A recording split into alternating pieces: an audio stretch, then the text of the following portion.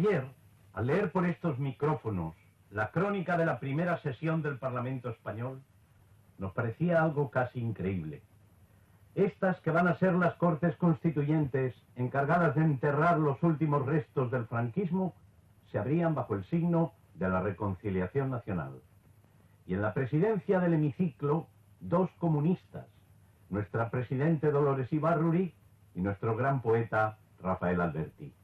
Una y otro, incansables artífices de la reconciliación entre los españoles. En este momento histórico, la dirección del Partido Comunista de España ha decidido que Radio España Independiente suspenda sus emisiones por considerar cumplida su misión. Con ello, al cancelar ese último vestigio de una clandestinidad que nunca hemos deseado, que nos fue impuesta por la dictadura fascista, el Partido Comunista de España da, por si hiciera aún falta, una nueva prueba concluyente de su voluntad de atenerse al juego democrático en igualdad de condiciones con los demás partidos. Y ahora, estimados oyentes de la Pirenaica, permitidme, a manera de despedida, unas sencillas y sentidas palabras.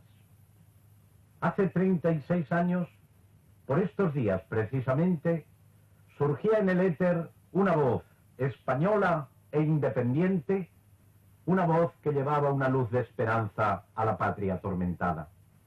No hace falta que os recuerde, tantos lo habéis padecido, que era la interminable noche franquista de los fusilamientos, de las torturas, de la iniquidad erigida en norma de gobierno.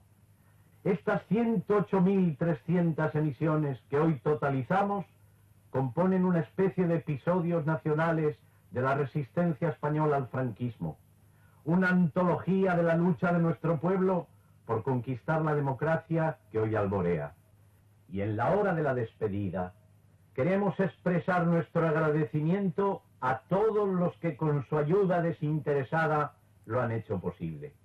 A los miles de colaboradores anónimos que con sus crónicas han difundido la verdad de lo que pasaba en España. A los camaradas que desde la cárcel de Burgos, dejándose la vista y arriesgando mucho en el empeño, aseguraron durante 8 años la emisión semanal Antena de Burgos, caso sin parangón en la historia de las emisoras clandestinas antifascistas que en el mundo han sido. Adiós, amigos. Pedro Aldamiz os da un fuerte abrazo a través del éter. Pero antes de llegar a este punto final, habían pasado muchas cosas. En junio de 1941, casi 2 años después de iniciada la Segunda Guerra Mundial, el sorprendente pacto de no agresión germano-soviético salta por los aires. Varias divisiones de la Wehrmacht atraviesan sin previa declaración de guerra las fronteras de la Unión Soviética por numerosos puntos, desde el Ártico hasta el Mar Negro. Es la Operación Barbarroja. Son 3 ejércitos, el del norte marchando hacia Leningrado, el del centro contra Moscú y el del sur camino de Stalingrado. Casi 3 millones de soldados alemanes aniquilan o hacen prisioneros a otros casi 3 millones de soviéticos en apenas 3 meses.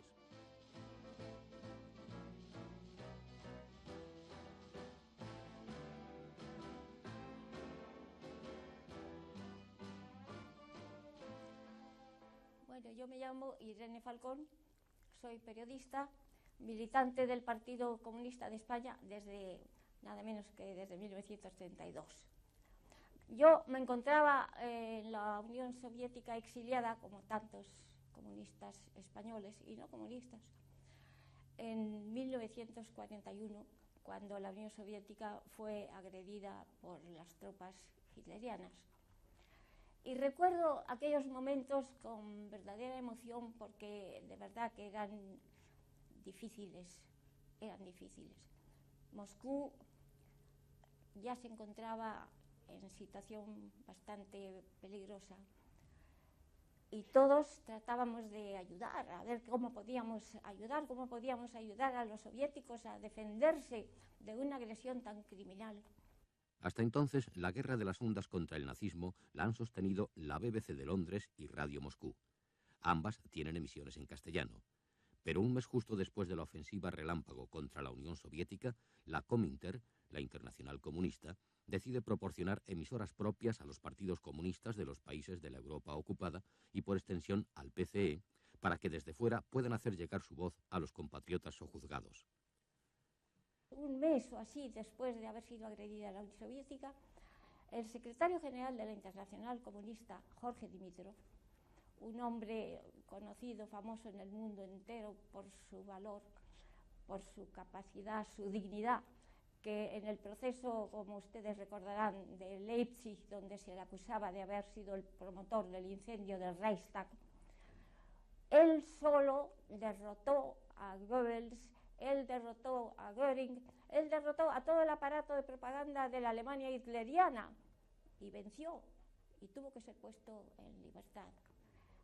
Él estaba en Moscú y era el secretario general de la Internacional Comunista y reunió a los dirigentes comunistas que había exiliados en la URSS, que eran muchos entonces, porque tantos países habían sido ya ocupados por los hitlerianos, y a los colaboradores, y dijo sencillamente: bueno, compañeros, ahora tenemos que cambiar de trabajo, tenemos que hacer otra cosa, vamos a hacer propaganda a través de la radio.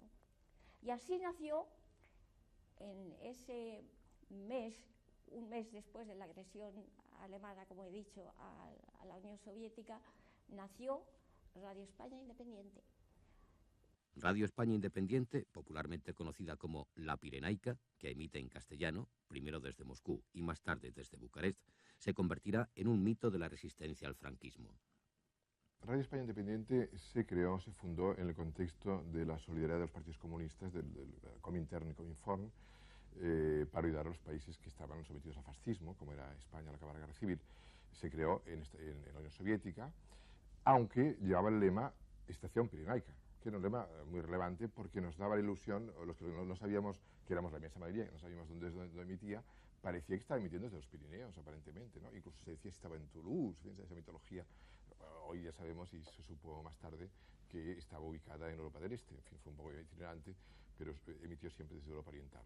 Había un equipo, como he dicho, que no era un equipo de profesionales de radio, no podía serlo. Alguno tenía alguna experiencia. Yo misma, pues no, tenía experiencia ¿de qué? De trabajo de masas, de trabajo como periodista, pero no de radio. Sin embargo, eso no fue un obstáculo. Todos nos propusimos con ilusión, con esfuerzo, realizar aquella labor maravillosa.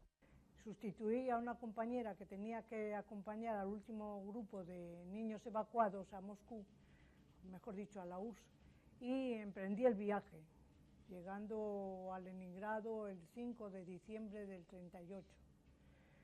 Allí hasta el año 40 y después del curso del 41 estuve 2 o 3 años de maestra en una casa de niños, enseñando español.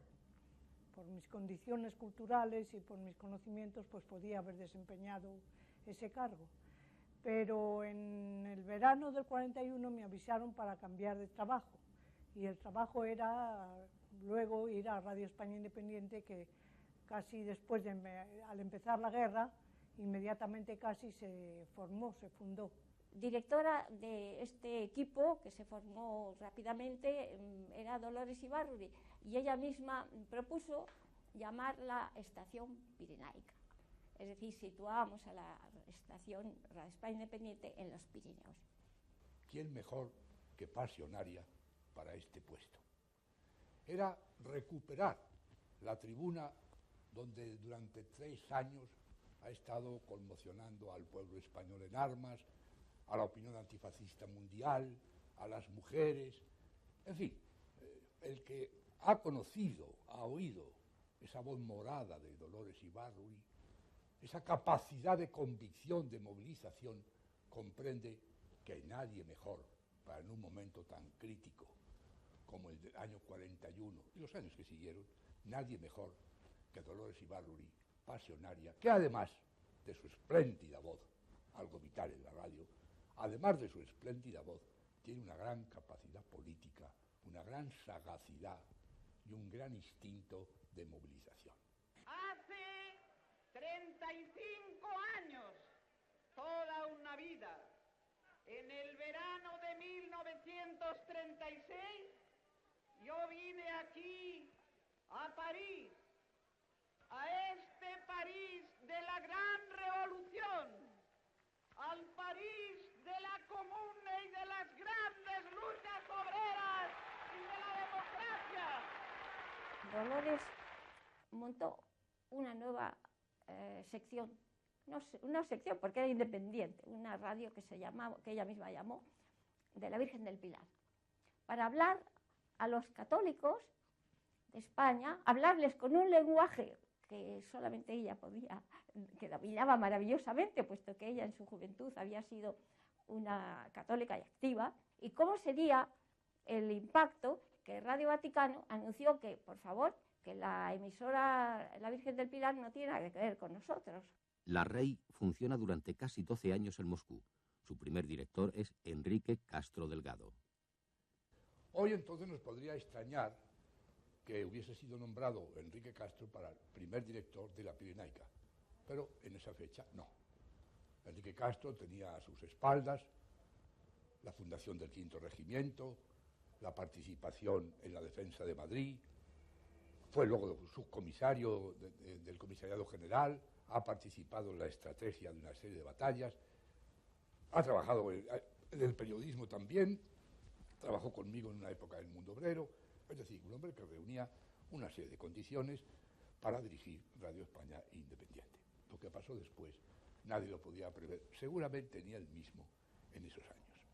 El enfrentamiento de Castro con la cúpula del partido provoca su cese como director de la Pirenaica.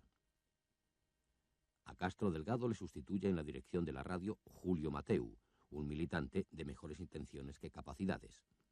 Julio Mateu era, a mi juicio, lo que se dice una gran persona. Una gran persona no significa siempre un gran periodista. Pero tenía vocación, tenía dedicación, tenía abnegación, y eso pues le facilitaba el que desempeñase una función para la que yo creo que no estaba capacitado en demasía. Pero la cumplió con eficacia, la cumplió con, como hemos dicho antes, con sacrificio incluso de horas, etcétera, porque era un hombre muy entregado a eso que se llamaba entonces solemnemente al partido, y cumplía esa función pues como un miembro del partido. Entretanto, los alemanes se han apoderado de Bielorrusia, Ucrania y los países bálticos. Su avance tiene 3 direcciones muy claras: Leningrado, Moscú y Kiev.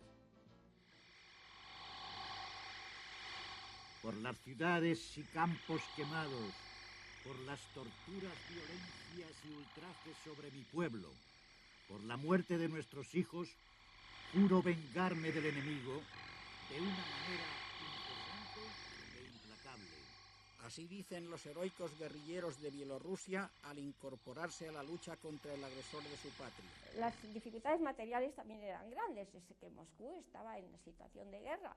Los antiaéreos estaban todo el día armando un escándalo tremendo, y nosotros refugiados en se había improvisado un estudio subterráneo para poder emitir desde allí, pero nosotros oíamos los antiaéreos y teníamos miedo de que también se oían en España, aunque los técnicos decían que no, y yo creo que no. Cuando las tropas alemanas están casi a la vista de Moscú, la REI desplaza sus instalaciones a Ufá, en la República Soviética de Basquiria. Bueno, un país totalmente desconocido para nosotros. Se encuentra en los aledaños de los montes Urales, que es donde se da la mano Europa y Asia. O sea que fijaros lo lejos que fuimos a parar. El traslado a Basquiria fue un cambio de clima feroz, porque allí llegamos a aguantar hasta más de 50 grados. Y salíamos del trabajo por la noche de madrugada, y recuerdo que una ocasión pues iba yo ya camino del sitio donde dormíamos, del alojamiento, y de repente un hombre se acerca a un montón de nieve y me empezó a frotar la cara. La primera reacción fue de enfadarme, pero luego fue de darle las gracias, porque es que se me estaba helando los carrillos, y allí no te preguntan, cogen la nieve y te frotan para evitar que te hieles. Teníamos que sufrir a veces temperaturas de 50 bajo cero, cosa que jamás habíamos vivido. Y claro, como estábamos en plena guerra, pues había dificultades para todo, la luz se apagaba constantemente cuando había peligro de ataques aéreos, teníamos que trabajar con velas, teníamos que trabajar de cualquier manera, y cuando regresamos a casa a veces a las 4 de la mañana, entre murallas de nieve cortadas a pico para que la gente pudiera pasar, pero esas murallas llegaban hasta el primer piso de las casas. La Pirenaica lucha denodadamente para elevar la moral de los comunistas españoles ante la grave situación militar de la URSS que los partes de guerra tratan inútilmente de disimular. Yo entré a trabajar en Radio España Independiente en agosto del año 1943 y terminé en el año 1968. He estado pues casi 25 años en esa emisora trabajando por y para la libertad de España, en momentos muy difíciles, en momentos en que parecía que la dictadura de Franco no iba a terminar nunca, en momentos en que Hitler avanzaba por toda Europa e invadía la Unión Soviética y Europa era una mancha parda, eso sí, ribeteada de grandes y profundos movimientos guerrilleros. Durante la mayor parte de los años 40, la Pirenaica se dedica sobre todo a exaltar y apoyar verbalmente las acciones guerrilleras contra la dictadura franquista y a divulgar cualquier noticia del interior que sirva para desacreditar al régimen. Mira mi brazo partido por una bala de un fusil, en un combate sostenido frente a la Guardia Civil.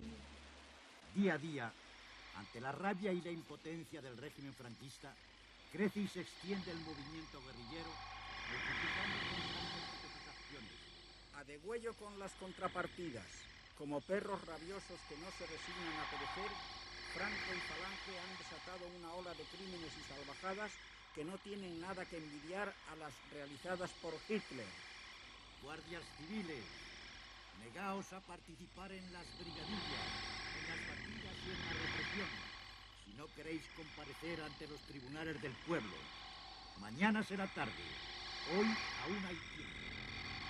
La radio falangista, en su emisión del día 25, ha contestado al comentario que nuestra emisora Radio España Independiente ha transmitido del artículo de Antonio Mije, donde se criticaba la actuación del gobierno republicano en el exilio que preside el señor Albornoz.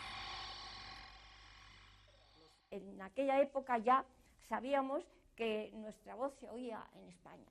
Habíamos recibido periódicos de guerrilleros escritos a mano de España, en los cuales se reproducía íntegramente nuestros artículos. Y aquello fue la alegría que se puede uno imaginar, extraordinaria, saber que eso que nosotros estábamos emitiendo llegaba a España, se reproducía y se conocía.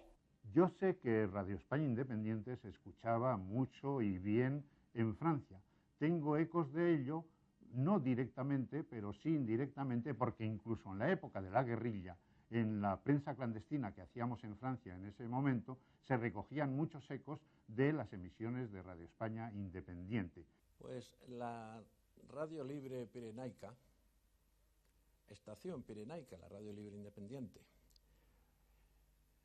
Las primeras noticias que yo tengo son en la década de los 40 al final, en la que estábamos entregados, yo era teniente de la Guardia Civil, y estábamos entregados a la persecución de lo que entonces llamábamos huidos o bandoleros, y después se han llamado maquis. Nosotros perseguíamos a los bandoleros y todas las noches la Radio Libre Pirenaica solía decir bastantes noticias que, como norma general, no he oído ninguna que fuera verdad. No es pasión, hablo totalmente con una objetividad grande, pero comprendo que quizá cumpliría la función que tenía que cumplir. Pero la realidad es que lo que decía era mentira. Las protestas y las manifestaciones, algunas manifestaciones no muy declaradas así, del 1 de mayo ya en Villa de Don Fadrique, donde se juntaban 60 o 70 trabajadores que se paseaban por la calle como prueba ya de manifestación, y que la Guardia Civil era consciente de ello. Bueno, el mundo obrero, que se les pasaba algunos números de la Guardia Civil y se lo leían.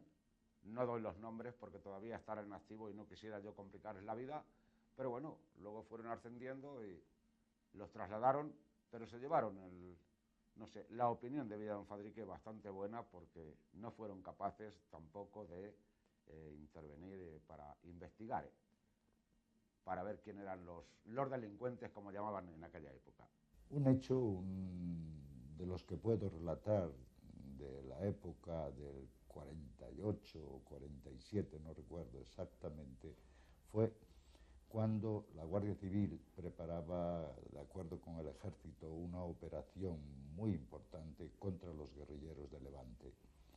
En esa ocasión, nosotros, que interceptábamos todas las comunicaciones de la Guardia Civil y las descifrábamos, tuvimos conocimiento de que se preparaba una operación muy decisiva contra los guerrilleros de Levante. Y al saberlo, por la Pirenaica advertimos a esos guerrilleros de lo que se estaba preparando. El resultado fue que la Guardia Civil y el Ejército tuvieron que desmontar esa operación. Camaradas caídos en la lucha, que disteis vuestra sangre por la libertad, os juramos volver a nuestra España para vengar la afrenta de la humanidad. En el pueblo de Pollales del Hoyo, Ávila, reside un falangista muy destacado por sus crímenes en Arenas de San Pedro. Nuestros bravos guerrilleros se presentaron en el pueblo disfrazados con uniformes de Guardia Civil, uno de ellos de capitán. Relevaron a la pareja de servicio, se llevaron al monte al bandido falangista, que fue pasado por las armas. Ante la imposibilidad de hacer frente a la lucha guerrillera, los verdugos franquistas se dedican a perseguir ferozmente a los campesinos indefensos. En nuestra maldición. Se oía con facilidad, todavía no había las interferencias que se pusieron después, y se oía bastante bien, esta es la realidad. Pero, ¿qué mentiras no diría que no únicamente yo, sino que otros de los que convivían conmigo en el mismo cuartel, guardias, hijos de guardias, oficiales, tuvieron, como yo al mío, que prohibirle por prescripción facultativa que oyeran la radio libre pirenaica, porque los chicos, al oír las barbaridades que nos atribuían que habíamos hecho los guardias civiles, los chicos que sabían que era mentira, puesto que cuando yo estaba con mi hijo resulta que yo estaba apaleando a unos pobrecitos por las afueras, pues mi hijo se subía por las paredes y, como norma general, no únicamente al mío, que le dieron varios ataques por la noche, sino a otros hijos del cuerpo les pasó lo mismo. Entonces tuvo que decirnos el médico, a quien se le preguntó la posible influencia que pudiera tener, que por ningún concepto siguieran oyendo esa radio. Llamadla azul, que es llamarla 2 veces española, porque azul es todo lo que tiene nervio auténticamente nacional. Los soldados españoles de la División Azul son otro de los objetivos de la Pirenaica. Dolores escribió una serie de artículos sobre la División Azul. La División Azul, que eran españoles y que realmente pasaron mucho frío en la Unión Soviética y, bueno, lo pasaron bastante mal y no se realizó el sueño que ellos llevaban de desfilar por la Plaza Roja. Al contrario, estaban sitiados entre los hielos y se encontraban muy mal, muy mal. Amigos radioyentes de España y América, ustedes conocen ya las últimas informaciones dadas por Radio Moscú sobre las 10.000 bajas sufridas por la División Azul en Nóvgorod, frente soviético alemán. Las vidas rotas de hambre, soldados que ven helarse sus pies y manos, que tienen que ser amputadas para salvar la vida de la gangrena. Eso no importa a los dirigentes falangistas. No les interesaba más que el poder, y los cobardes, para disputárselo a quienes les impiden llegar a él, buscan la macabra plataforma del sacrificio de los más ingenuos para uparse sobre montones de cadáveres y destacar sus viles figuras de aves de presa sobre los contornos de la patria.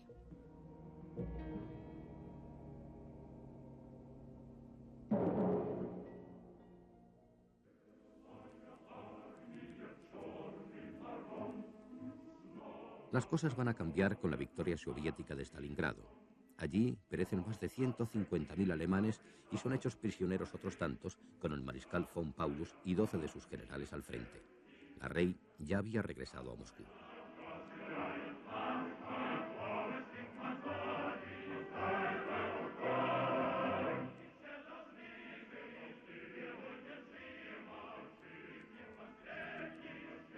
De Basquiria regresamos a Moscú ya en el año 43 y proseguimos el trabajo lo mismo. Proseguimos el trabajo que cada vez era más rico porque cada vez teníamos más información del país. Ya recibíamos cartas donde se comentaban nuestras emisiones, se nos pedía que habláramos de esto, de lo otro, o que no habláramos de tal o cual cosa. Tras la breve etapa de Julio Mateu como responsable de la Pirenaica, le sustituye alguien que sí tiene una experiencia profesional previa. Se llama Jacinto Barrio. Se inicia la guerra, me incorporo al frente. Yo era un joven socialista de una familia socialista de izquierdas y, lógicamente, no hice más que lo que me correspondía hacer. Defender la República y defenderla con las armas en la mano. Entre otras unidades, después de pasar por la columna de Mangada en Navalperal de Pinares y en otros sitios, en la defensa del Parque del Oeste, paso al batallón alpino, donde me hacen cargo de una emisora, que fue la primera emisora en la que trabajé en mi vida. Era una emisora de frente. Tenía que enlazar los frentes de Guadarrama. Llegados a Moscú, estuve un periodo estudiando en la Escuela Política Leninista de Moscú y en esa situación nos sorprende otra vez otro golpe. Esta vez fue el ataque hitleriano a la URSS el 22 de junio de 1941. Aquella misma noche me incorporé de nuevo a una unidad militar y empecé a hacer la guerra juntamente con el ejército soviético. En 1945 regresamos a Moscú. La situación era muy difícil. Yo pude incorporarme a Radio Moscú en calidad de locutor de Radio Moscú. Es entonces cuando se me plantea el que pase a trabajar con la experiencia que tengo de radio, que pase a trabajar a la Pirenaica. Hay que decir que yo apenas si conocía la existencia de la emisora Pirenaica. Lo único que, claro, pues era un trabajo que a mí me satisfacía porque yo podía hacerlo.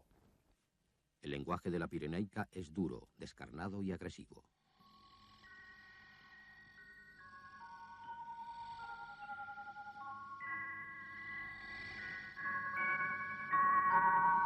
Aquí, Radio España Independiente, Estación Pirenaica. Continuamos la transmisión de nombres de elementos falangistas más destacados por sus crímenes contra el pueblo. Son todos ellos asesinos, torturadores o confidentes que figuran en las listas que obran en poder del movimiento de resistencia. Recordar estos nombres.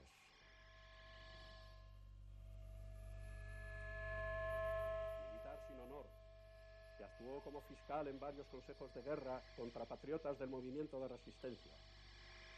No hace mucho participó en un consejo de guerra en La Coruña, condenando a patriotas a monstruosas condenas.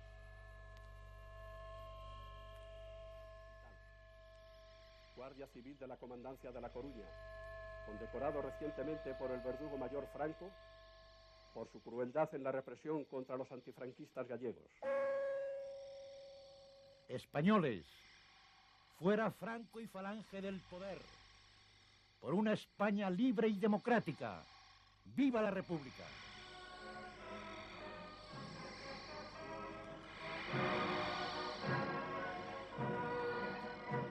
La emisora desempeñaba un papel enorme de ayuda a los camaradas que luchaban contra el régimen franquista, que estaban en las cárceles, que eran víctimas de la represión en aquel periodo, una represión todavía muy cruda, y realmente yo acogí aquella tarea como continuación de la lucha que había tenido en España. Para mí, yo nadaba en aquel medio como pez en el agua.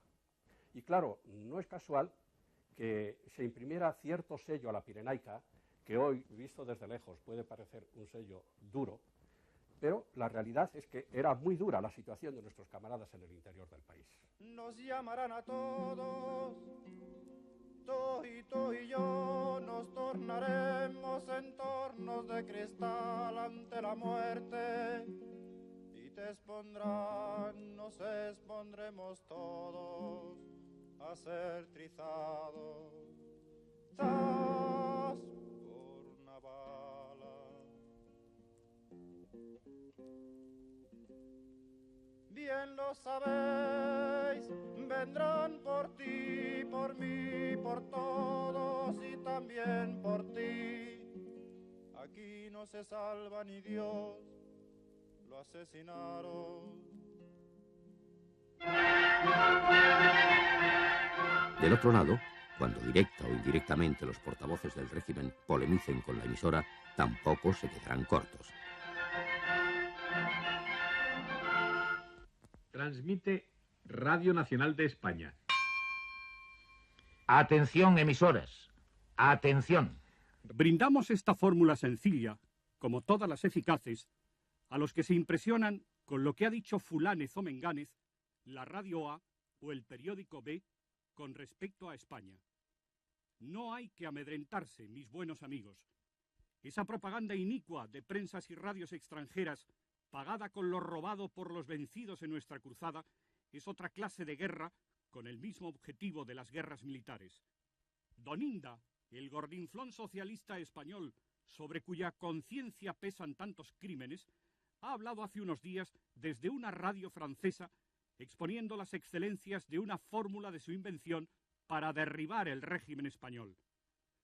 Esa ridícula declamación de sus deseos, de que la tierra española cubra sus despojos, no nos conmueve. Para los huesos del que piensa ofrecer la patria al extranjero, cualquier muladar es bueno. ¿Qué ofrece este miserable, que tiene la misma contextura moral de esos monstruos que trafican con su mujer y con sus propias hijas? España, distinguido histrión, es libre y soberana desde que se quitó de encima la carcoma de los de tu calaña. Las dificultades para conseguir información fidedigna son casi insuperables y la posibilidad de contrastar tal información del todo nula. He de decir que había una redacción central que dirigía Palmiro Togliatti y en la que Dolores Ibarruri era una de las grandes personalidades que dirigían también las emisiones. Y en ese sentido, pues la redacción central suministraba, me estoy refiriendo al año 43, 44, 45, antes de la guerra, antes de acabar la guerra mundial, que después las cosas cambiaron muchísimo. Entonces la redacción central nos proporcionaba unas hojas de información especialmente sobre la lucha de los pueblos oprimidos por el nazismo y de las cuestiones políticas más candentes de aquel momento, de la lucha guerrillera, etcétera, etcétera. Todo esto lo comentábamos, pero aún estábamos un poco lejos de conocer el día a día de España. Información, pues no había en aquellos momentos. Se pueden ustedes imaginar que era imposible tener información. La información la buscábamos a través de las escuchas, Radio Nacional de España, escuchábamos la BBC, la Radio París y otras emisoras que emitían en español. Todo eso nos servía de orientación. Y después la experiencia de cada uno. La experiencia, eran dirigentes y cada uno tenía su experiencia de cómo se producían los acontecimientos. Hacía falta tener mucha inventiva, mucha imaginación, porque realmente los elementos de que disponíamos en relación con el país eran muy pocos. Y había que hacer 4 bloques de 20 minutos de cinta magnética. Y claro, eso había que rellenarlo. ¿De qué otros materiales disponíamos de información? Entonces, solamente de la TAS, de España, además de la escucha de Radio Nacional de España, llegaba el ABC y iba destinado exclusivamente a la camarada Dolores. Y yo lo recibía. Y a mi derecha tenía una caja fuerte y se encerraba en esa caja fuerte, porque eso era un material corrosivo, que no podía leerlo nadie. Podía leerlo Dolores Ibárruri, podía leerlo la dirección máxima del partido, pero no era un material del cual pudieran alimentarse la migración española ni gente soviética que no tenía nada que ver con nuestros asuntos. Sin embargo, dado el carácter propagandístico y de trinchera que caracteriza a la Pirenaica de la primera época, estas carencias apenas se importan. Cierta o no cierta, exagerado o no, cualquier prizna informativa del interior que llega casi milagrosamente a la redacción sale tal cual al aire. Todo lo que pudiera tener relación con España era para nosotros un tesoro. Cualquier cosa. Sucedía, había habido un tumulto en las Cibeles, pues está claro que ese tumulto era por algún motivo. Era descontento contra el régimen de Franco, y si no era así exactamente, pues para nosotros tenía que serlo. La radio pirenaica, como se le llamaba en el argot local y coloquial de la calle, era una presencia radiofónica, insistente, cotidiana, que suscitaba muchos comentarios y, por supuesto, muchas críticas.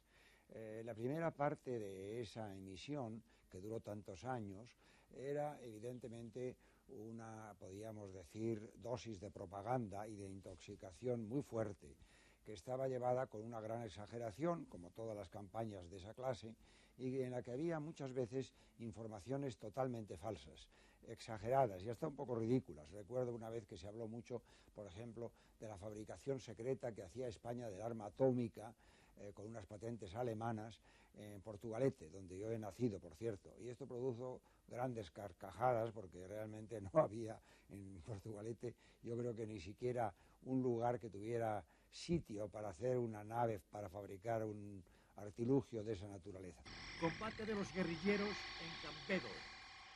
4 guerrilleros libraron un combate que duró 3 días contra 4.000 guardias portugueses y 5.000 guardias civiles franquistas. Algunas veces nos decían, sobre todo en la primera época de la Rey, que exagerábamos un poco. La verdad es que nosotros mismos, como teníamos muchas dificultades de información y teníamos que contrarrestar la situación y la política franquista, pues quizá hayamos pecado un poco de exageración. Yo tenía verdadera curiosidad por saber quién sería quien le informaba a la radio de lo que ocurría, que aunque estuviese tergiversado, siempre tenía alguna base. Había ocurrido algo, aunque luego lo aumentasen o lo modificasen. Era muy difícil que se fuese siempre riguroso en cuanto a los datos. A veces se mandaban exageraciones, se decía que había una manifestación en la calle Pelayo con 10.000 personas y eran 500, ¿no? Pero estas eran cosas que ahora me parece que viéndolas a la distancia se pueden entender perfectamente. Por supuesto era radio del partido, porque era una radio militante, una radio cuya información era una información sesgada, porque era de partido claramente. Propaganda, en ese aspecto no es homologable a la BBC o Radio París, que eran muy escuchadas también, sobre todo Radio París más que la BBC, porque daba mucha información sobre la España, las luchas antifranquistas, sobre la resistencia, pero claro está, la BBC o Radio París se nutrían de noticias de las agencias occidentales, la France Press, la Reuters, etcétera, y eran más objetivas o por lo menos no tenían ese sesgamiento propagandístico tan fuerte que tenía como radio militante que era Radio España Independiente. Acabada la guerra, comenzaron a llegarnos, en primer lugar comenzamos a tener mucho más espacio. Ya no nos repartíamos media hora como con las 12 emisiones correspondientes a cada uno de los países ocupados, sino que como los países se fueron liberando antes que nosotros, pues todo ese tiempo nos fue pasando a Radio España Independiente y se fue ampliando. Por eso lo que decía, que empezábamos a emitir a las 8 horas española y terminábamos, a la punta de la noche. Finalizada la Guerra Mundial, los antiguos aliados contra el nazismo van pronto a enfrentarse duramente. Es la Guerra Fría entre americanos y soviéticos. USA y URSS se reparten ahora el mundo en zonas de influencia. Ambas superpotencias se temen y por eso la guerra caliente no estallará. Pero los americanos han encontrado en el probado anticomunismo del régimen de Franco un aliado barato y agradecido. Franco no va a caer como los comunistas y otros demócratas esperaban.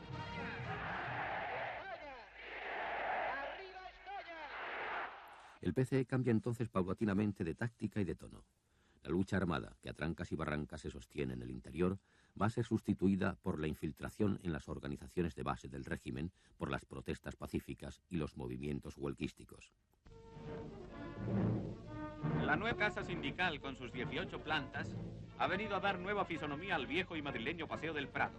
Su Excelencia el Generalísimo acude a presidir la inauguración. El impulsor de este cambio de actitud por lo que se refiere a la radio y el alma de la Pirenaica durante más de 30 años va a ser un vasco de Mundaca, Ramón Mendezona, que utilizará el seudónimo de Pedro Aldamiz. Mendezona también tiene cierta experiencia profesional previa. Se acercaban los momentos, no diré álgidos, sino los momentos tensos de la defensa de Madrid. Y decidimos hacer unos documentales, defender Madrid. Y fue ahí donde, por vez primera, presté mi voz, mi concurso a esos documentales que los dirigió Rafael Gil. Y fue precisamente Rafael Gil quien me dijo que, hombre, que tenía una voz de locutor que valía para la radio, etcétera.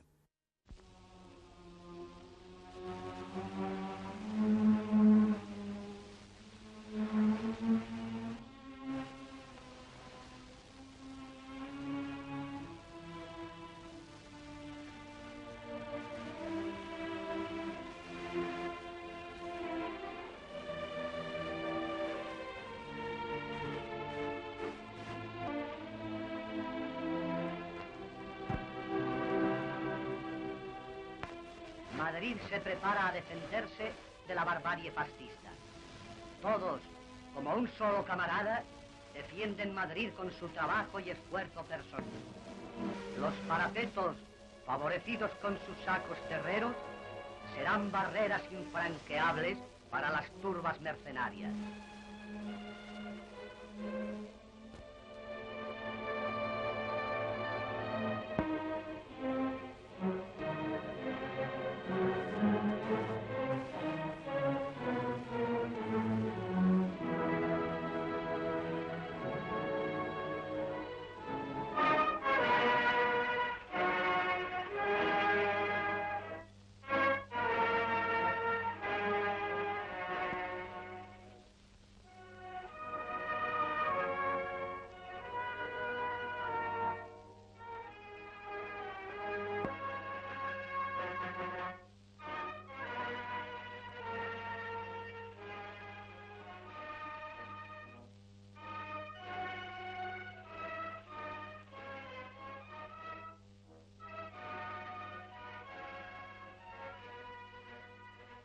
Yo conocía a Mendezona desde Radio Moscú, donde desarrollaba una actividad enorme, un gran locutor, con una voz preciosa, un hombre capaz de hacer todo. Muchas veces le ha llamado yo el hombre orquesta. Un hombre que enseguida aprendió el ruso y traducía, tenía incluso alguna iniciativa periodística, escribía algunas cosas y sobre todo era un locutor formidable, un animador enorme y un organizador eficiente. Luego, pues me ha tocado trabajar en Radio Moscú, después ya en el exilio, 12 años, todo el periodo de la Guerra Patria contra los hitlerianos. Un día, cuál sería mi sorpresa, me llama Fernando Claudín a la habitación que tenía en el Hotel Lux, en la calle Gorki de Moscú, y me dice que si quiero ir a trabajar en Radio España Independiente, la estación Pirenaica.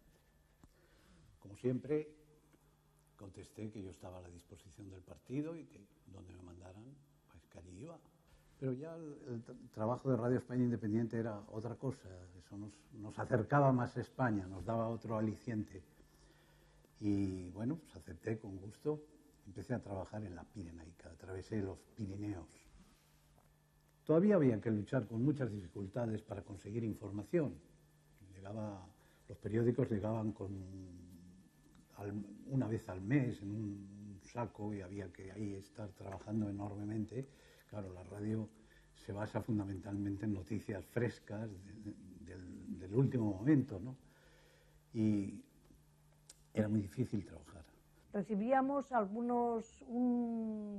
una revista o un periódico que se llamaba España o algo así de México. Y teníamos también, pero eso debió ser más adelante ya, recibíamos también Triunfo, Ínsula y otras revistas que también nos venían bien a veces, papeles de Sonarmadans, pero eso ya debió ser más adelante, que nos servían para tomar algunos materiales y también incluirlos en la, digamos, en la página cultural o en la emisión de ese carácter que también teníamos. En todo este momento se produce lo que alguien llamó el trueno de Barcelona, es decir, la gran huelga contra la elevación de las tarifas tranviarias, secundada por los estudiantes, que tuvo una gran repercusión y que demostró pues, la capacidad de lucha del pueblo español, precisamente en Cataluña, con todas sus tradiciones anteriores de lucha.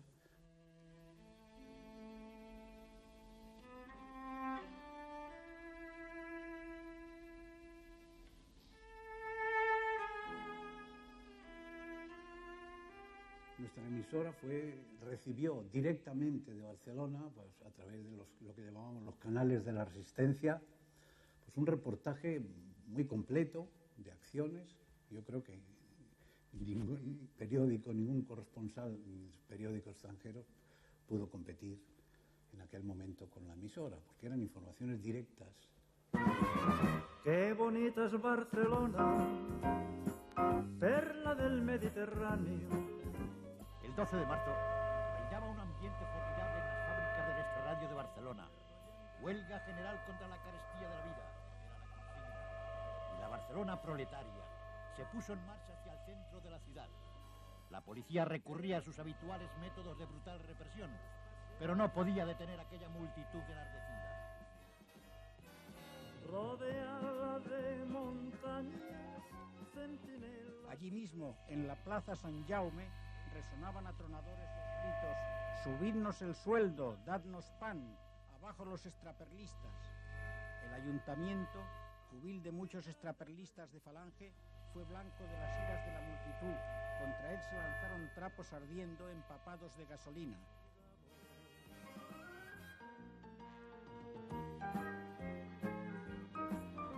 Los bomberos no pudieron intervenir ante la decidida actitud del pueblo y acabaron por hacer causa común con los manifestantes. Entonces las autoridades falangistas, furiosas, lanzaron a la policía y a las tropas, utilizando incluso tanquetas. Se produjeron choques sangrientos, fueron levantados los adoquines, los manifestantes opusieron tenaz resistencia a la policía. Qué grandeza hay en su llano. Mientras tanto, los obreros habían formado sus piquetes de huelga que iban parando a los taxis. Otros piquetes actuaban en los tranvías, consiguiendo que los pocos que funcionaban circulasen vacíos y con los cristales rotos. En algunos sitios fueron volcados los coches, interrumpiéndose totalmente el tráfico. Rodeada de montañas, centinelas de su paz, es la flor que se engalana con la fe de Montserrat. Qué bonita es Barcelona, qué grandeza hay en su llano, donde juntos puso Dios el trabajo y el amor, desde el mar al Tibidabo. Donde juntos puso Dios el trabajo y el amor, desde el mar al Tibidabo.